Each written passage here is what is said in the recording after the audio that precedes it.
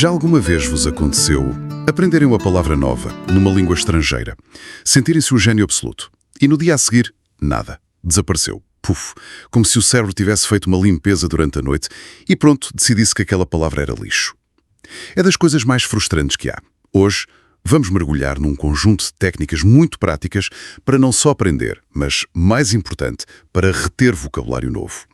A nossa fonte é um guião de um programa focado no ensino de português e foi pensado mesmo para tornar a aprendizagem mais intuitiva, mais permanente. A nossa missão é simples. Vamos desconstruir isto tudo e perceber como é que transformamos palavras desconhecidas em ferramentas de comunicação que ficam mesmo connosco. Olha, e é fundamental começar por dizer que essa experiência de esquecimento não é uma falha pessoal, nem é um sinal de que não se tem jeito para línguas. É simplesmente o modo de funcionamento padrão do nosso cérebro. Ele está programado para esquecer. A chave não é lutar contra isso com força bruta, mas sim usar uns truques inteligentes para lhe dar a volta, para o convencer de que aquela palavra vale a pena. E é precisamente aí que o material de hoje se foca. Certo. Então, o meu cérebro está programado para me boicotar, basicamente. Parece uma falha de design, mas vamos a isso. A ideia central que este material apresenta é muito direta. Esquecer uma palavra não é preguiça. É tipo um sintoma de que a aprendizagem foi superficial. A analogia que eles usam é ótima. Dizem que as palavras que vemos uma vez são como os estranhos na rua. Nós notamos que existem, mas não criamos ligação. E por isso desaparecem. Mas as palavras com que interagimos, que usamos numa conversa, que nos fazem sentir alguma coisa, essas tornam-se amigas. E as amigas, pronto, ficam por perto. Essa analogia é surpreendentemente precisa. Do ponto de vista cognitivo, o cérebro é, acima de tudo, um gestor de energia, um otimizador. Ele não vai desperdiçar recursos a armazenar informação que classifica como de uso único ou pouco relevante. Aprender uma palavra lendo-a numa lista é um sinal muito, muito fraco para o cérebro. É como um post-it que ele sabe que pode deitar fora. Mas, em contraste, uma aprendizagem profunda, que envolve contexto, emoção, múltiplos sentidos, isso cria uma teia de ligações neuronais muito mais forte. Quer dizer, é como se estivéssemos a sublinhar a palavra a marcador fluorescente e a dizer ao cérebro: olha, isto é importante, guardam na biblioteca principal, não na pilha de reciclagem. Ok, então o que estamos a tentar fazer é, no fundo, hackear o sistema de arquivamento do nosso próprio cérebro. E a primeira técnica que o material propõe ataca exatamente essa superficialidade. A regra do ouro é nunca, mas nunca, aprender uma palavra isolada. O segredo é agarrar nela e metê-la logo a trabalhar. Numa frase com significado. Exatamente, numa frase. Eles usam o exemplo da palavra carregar. Sim, no contexto de carregar um telemóvel, um dispositivo eletrónico. Isso mesmo, em vez daquela repetição mecânica de carregar, carregar, carregar, que nos faz parecer um robô variado, a abordagem é diferente. É construir. Começa-se com algo básico. Eu preciso carregar o meu telemóvel. Simples. Depois, adiciona-se uma camada. Eu preciso carregar o meu telemóvel antes de sair de casa. Já tem um contexto, uma certa urgência. E, por fim, transforma-se numa ferramenta real. Com licença, tem um lugar para carregar o meu telemóvel aqui. E, de repente, a palavra carregar deixou de ser um verbete de dicionário para ser a solução para um problema. Pois. E o que é fascinante no que acontece aqui é um processo a que na psicologia se chama codificação semântica. É um nome um bocado complicado para uma ideia muito simples. Ao colocar a palavra numa frase, não estamos só a memorizar a sua forma ou o seu som. Estamos a associá-la a uma cena, a uma necessidade, a uma imagem. O nosso cérebro é péssimo a lembrar-se de dados aleatórios, mas é absolutamente genial a lembrar-se de histórias. A frase "preciso de carregar o telemóvel antes de sair" é uma micro-história, e essa história é muito mais pegajosa para a memória do que a palavra carregar a flutuar no vazio. Portanto, em vez de guardar a palavra numa gaveta vazia, estamos a guardá-la numa gaveta que já tem uma etiqueta, uma cor, uma história. É isso. É a analogia perfeita. Cada frase com significado que criamos é uma nova etiqueta, uma nova pista que deixamos para nós próprios para encontrar a palavra mais tarde. É por isso que o material também dá o exemplo de atraso. Não é só a definição. É o sentimento de frustração de ouvir o seu voo tem um atraso. É a justificação. Desculpe, o atraso, o trânsito estava impossível. Cada contexto é um novo gancho onde a memória se pode agarrar. Mas isso levanta-me uma questão. Criar estas frases, especialmente quando se está a começar, pode ser difícil. Não corremos o risco de ficar paralisados a tentar construir a frase perfeita e acabamos por não fazer nada? É uma excelente questão e a resposta é que não precisa de ser uma frase digna de um prémio Nobel, de todo. Mesmo que a frase seja gramaticalmente imperfeita no início, algo como "eu carregar telemóvel agora", o esforço cognitivo de tentar juntar as peças já é infinitamente mais valioso do que a repetição passiva. O ato de tentar construir a frase já está a criar essas ligações neurais. A perfeição vem com o tempo. O importante, no início, é a tentativa, é a interação. Essa ideia da ação imediata liga perfeitamente com as duas técnicas seguintes. A primeira é o que eles chamam de regra das 24 horas. E a premissa é brutalmente simples. Usa-a ou perde-a. Se uma palavra nova não for usada de alguma forma no primeiro dia, a probabilidade de o cérebro a descartar como informação não essencial dispara. Lá está, isto ataca diretamente um fenómeno muito estudado, a curva do esquecimento, identificada pelo psicólogo Hermann Ebbinghaus há mais de um século. Ele mostrou que nós esquecemos a maior parte da informação nova de forma exponencial nas primeiras 24 horas, a menos que a revisitemos.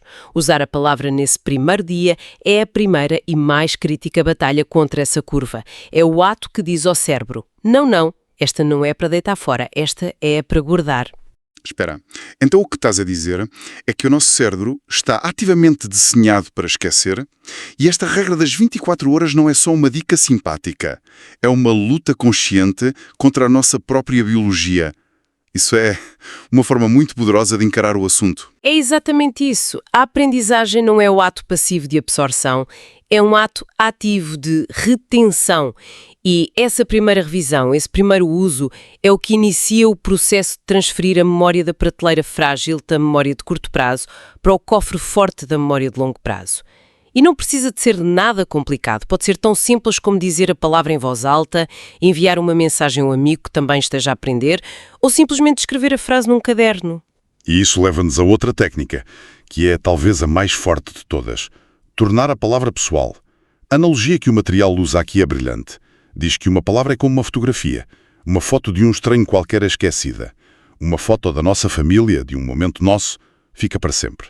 A ideia é ligar o vocabulário novo à nossa própria vida, às nossas memórias, aos nossos sentimentos. E aqui saltamos da psicologia cognitiva para a neurociência da emoção. Memórias que têm uma carga emocional associada são processadas e armazenadas de uma forma completamente diferente no cérebro. Elas ativam estruturas, como a amígdala, de uma forma muito mais intensa, que por sua vez diz ao hipocampo, o nosso centro de memória, para dar prioridade máxima a esta informação. Ou seja, anexar uma emoção a uma palavra é como dar-lhe um passe VIP no nosso cérebro. Ela passa à frente na fila e vai direta para a seção de armazenamento permanente. Exatamente. É um carimbo de alta importância. O material sugere um exercício com a palavra nervoso. Em vez de apenas aprender a tradução, devemos perguntar-nos: quando foi a última vez que me senti realmente nervoso?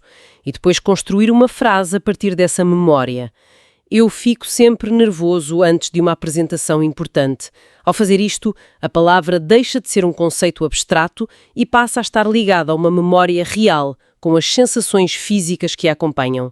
Essa memória é incrivelmente resistente ao esquecimento. Lembro-me de ter dificuldades com a palavra desenrascanço, até que um amigo me contou uma história hilariante sobre ter de arranjar um pneu furado com fita cola e umas meias velhas. De repente, a palavra ganhou uma cara, uma história, e nunca mais a esqueci. É esse o princípio. É precisamente esse o princípio. É a diferença entre saber o que uma palavra significa e sentir o que uma palavra significa. E essa diferença, em termos de retenção, é abismal.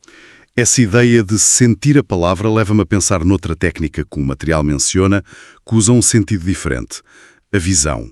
Falam em transformar palavras em autênticos filmes na nossa cabeça. O exemplo que dão com a palavra escalar é fantástico.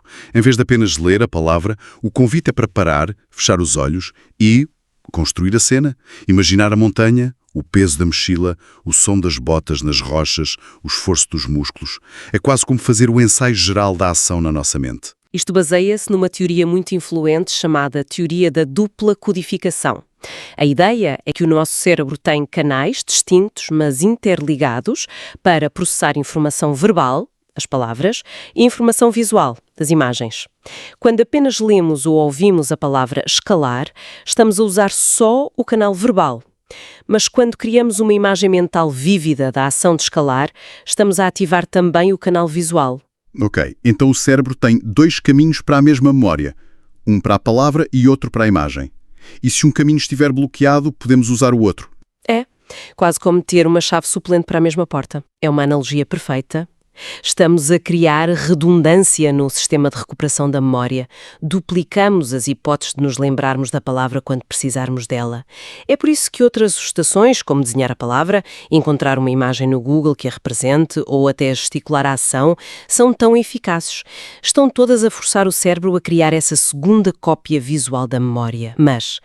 E para quem não se considera uma pessoa muito visual, eu, por exemplo, se tentar visualizar escalar, a imagem na minha cabeça é bastante desfocada e provavelmente envolve muito mais pânico do que heroísmo. Isso ainda funciona? Absolutamente. Não é preciso ser um realizador de cinema. O importante é o esforço de tentar visualizar. Mesmo uma imagem mental simples ou o ato físico de gesticular o movimento de subir já está a ativar diferentes áreas do cérebro, já está a criar essa segunda via de acesso. O objetivo não é a qualidade artística da imagem, mas sim o processo de codificação dupla. Compreendido. O esforço conta mais do que o resultado. E isto leva-nos à última técnica, que é sobre organização. Aprender palavras em grupos temáticos. Acabar de vez com as listas de vocabulário aleatórias que parecem uma mistura de peças de puzzles diferentes. Exatamente. Tentar memorizar uma lista aleatória de palavras é pedir ao cérebro para fazer um trabalho para o qual ele não está otimizado. É ineficiente e frustrante. Segunda, brisa na quarta-feira e tempestade no sábado seguinte, aprendemos-las todas juntas. E mais, como eles sugerem, ligamo-las numa pequena narrativa. O céu estava nublado. De repente, a brisa parou e começou uma grande tempestade. E pronto, as três palavras deixaram de estar sozinhas e passaram a ser personagens da mesma cena. Repara, se pensarmos bem, é assim que o nosso cérebro organiza o mundo. Ele cria categorias, detecta padrões, constrói esquemas mentais. Quando aprendemos vocabulário por temas, seja coisas que se encontram no aeroporto, comida de pequeno almoço ou emoções positivas, estamos a trabalhar a favor do sistema operativo do nosso cérebro, não contra ele. Estamos a dar-lhe uma estrutura lógica, um mapa mental, onde cada nova palavra tem um lugar para encaixar. Basicamente, estamos a facilitar-lhe imenso o trabalho de arrumação. Mas isso não nos pode limitar.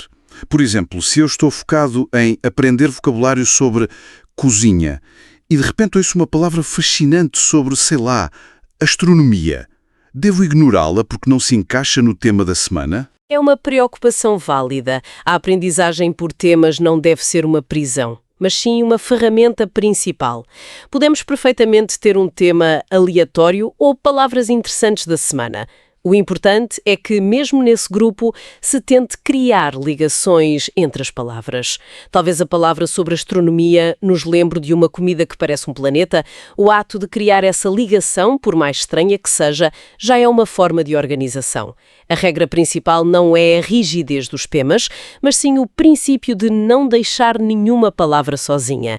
Cada palavra precisa de pelo menos uma amiga. Então, o que podemos tirar disto tudo? Ao analisar este material, a grande conclusão é que aprender vocabulário de forma eficaz não é um exercício de força bruta ou de memória fotográfica. É um ato de criação. É sobre criar ligações. Ligar a palavra a uma frase, a frase a uma situação real, a palavra a uma emoção nossa, a uma imagem e a outras palavras que lhe fazem companhia. Sem dúvida. O que este conjunto de técnicas faz é transformar a aprendizagem de uma tarefa passiva e, sejamos honestos, muitas vezes aborrecida, numa atividade interativa, criativa e profundamente pessoal. Deixa de ser sobre estudar a língua e passa a ser sobre viver a língua. mesmo que, para começar, seja só dentro da nossa cabeça. É esta mudança de perspectiva que faz com que as palavras não sejam apenas memorizadas, mas verdadeiramente integradas. Tornam-se nossas. O que nos deixa com uma reflexão para quem nos ouve.